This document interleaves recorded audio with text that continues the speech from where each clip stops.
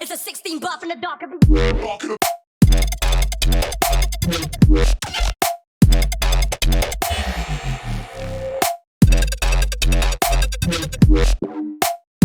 It's a 16 buff in the dark.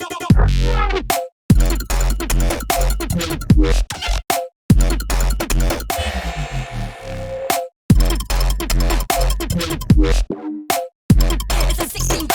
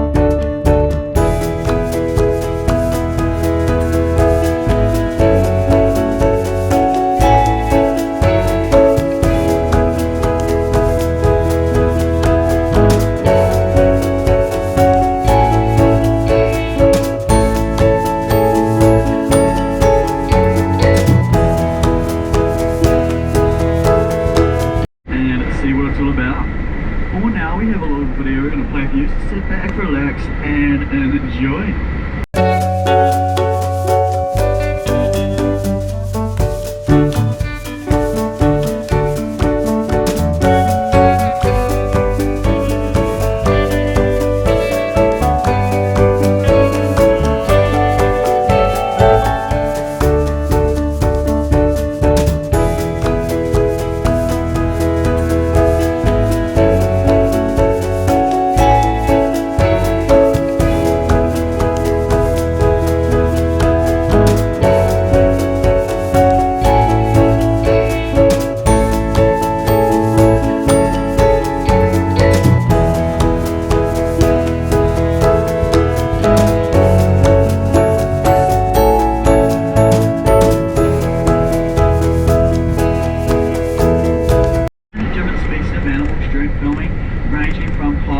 Horses, red and white oxen, goats, chickens, a pig, King Leroy, an eagle, all the way out from the States with his trainer, and sheep.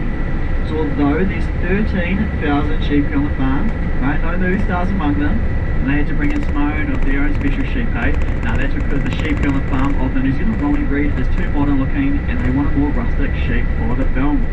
Out to the left, once again, that's the paddock that was levelled out by the army.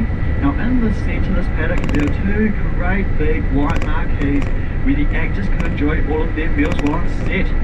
They could enjoy a 2-course breakfast, a 2-course lunch and a 3-course dinner if filming continued on into the evening. So they were very well fed indeed. Certainly no excuses for hungry hobbits here on the film set. Out to the left, once again, some pine trees in the distance. Some of those pine trees are fallen down. It was in amongst these trees here that we first see Frodo surprise Gandalf in the Fellowship of the Ring. Now that scene is going to play for you very shortly, so if you remember it, you're welcome to quote along. Enjoy!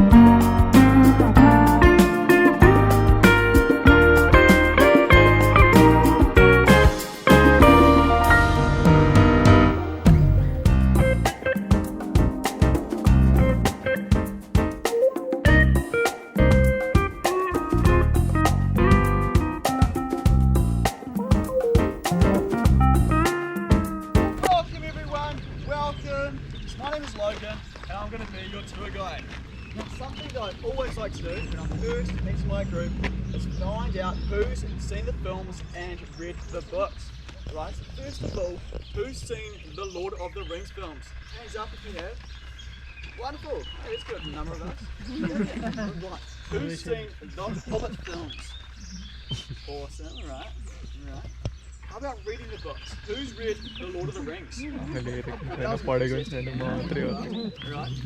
And how about reading the Hobbit? Who's read the Hobbit? Wonderful. And I'll ask it just because. How about the Silmarillion? Everyone read that? That one's a lot less common. Right, cool. Sweet, so we just have some guidelines just to run through, okay? So firstly, this is a fully guided tour, just making sure you're staying with our group. This will be our little fellowship as we head through the film set here. We'll make some stops along the way and I'll tell some stories. Something else to note is that the fence here that runs around the perimeter of the film set is electric, so just be aware around that, right? I wouldn't recommend touching it unless of course you want the New Zealand farming experience as well. As we go along, I ask you please stick to the main pathways. The film set down here is a piece of film history, so I ask you please treat it with respect, you know, as you would a museum. If there's any closed gates or rope lines, please be respectful of those. And last of all, I ask please no smoking or vaping while on the film set. You can smoke and vape later on when we're at the Green Dragon, our Hobbit pub, as long as you're just outside and away from the doors and windows. Do we have any questions or queries about any of that from anyone? Too easy, makes my job easy. Nah. Alright, so we're going to leave New Zealand behind and step into Middle Earth. Follow me.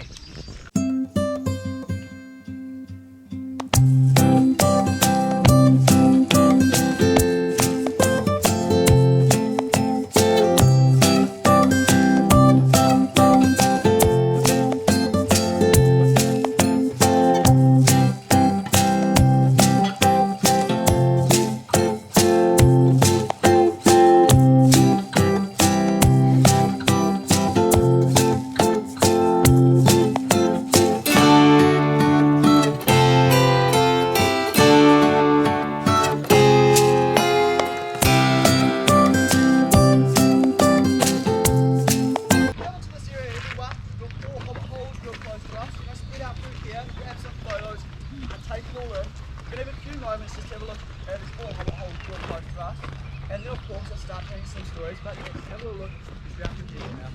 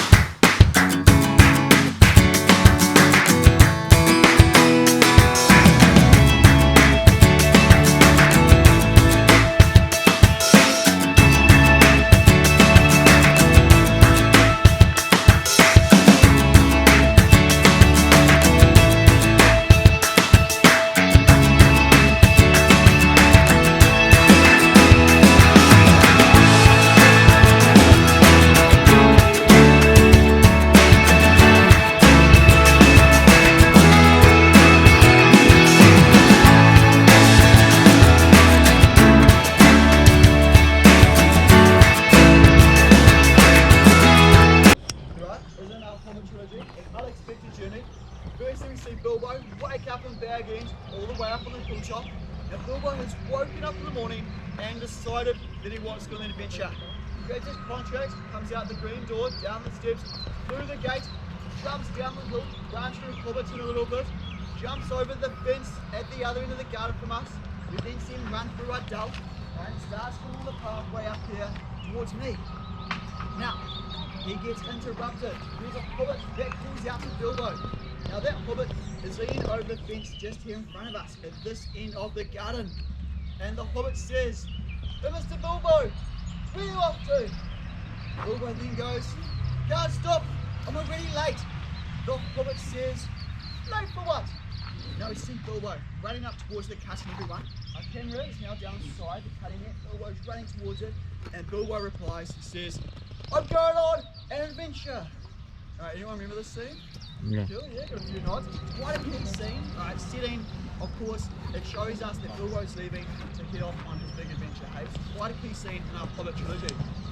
Now, in this area as well, this little section in here, we've got some different scale Hobbit holes.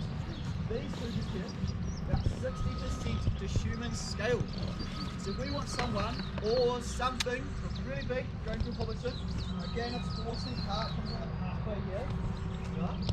Appears that we have a massive cart and a massive horse. It's got small Hobbit holes in the background. Right? Yeah, big wizard.